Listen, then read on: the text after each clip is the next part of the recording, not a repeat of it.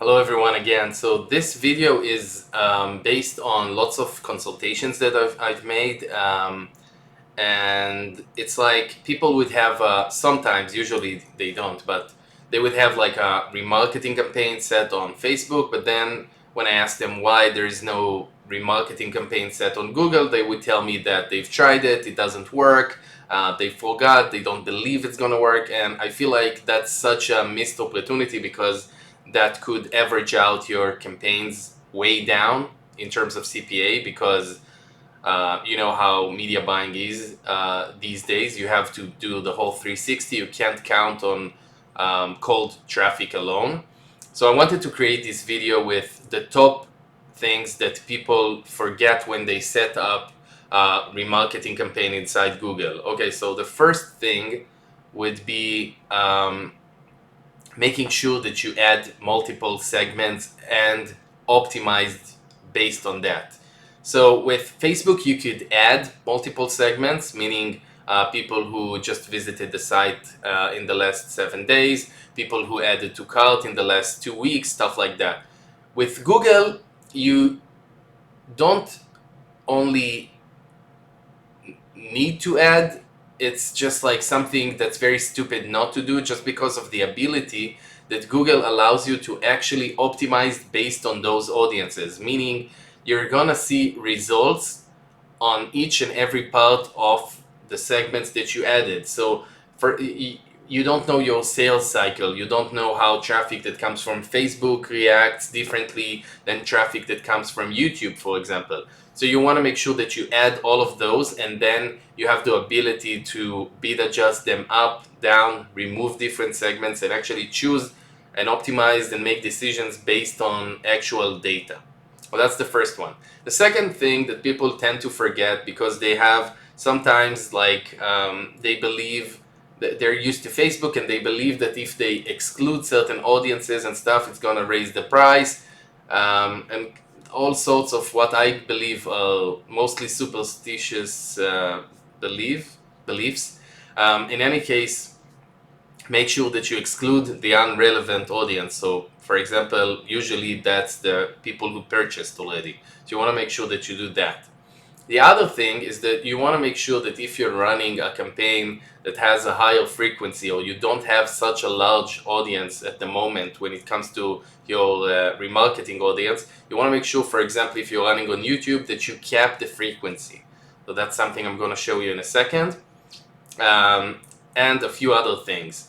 You want to make sure that you have at least 3 to 5 different videos, and that those videos are different from the ones that they've seen already. They talk about the fact that they haven't purchased, they talk about their pain, they could talk about the rejects, the specific reasons why they haven't completed the purchases. So that's very important. You also want to make sure that you send them to a different landing page. So a different website, a different pre-lender advertorial, something again that talks about those reasons. Maybe a different offer, maybe a sale, maybe a bundle, maybe something like that. A few other technical stuff. You want to make sure that you turn off the expanded targeting. That happens on the ad group level. I'm going to show you in a second. And you want to make sure that you do 2 more things under the campaign settings. The first one is that you exclude all of the embedded videos and those kinds of stuff, usually not the best kind of traffic. And the second thing is that you want to make sure that you open up the inventory type. That helps with, because of lots of reasons. The first reason is that most advertisers don't do that, so you get to serve on videos that are usually just not as saturated or more cheap.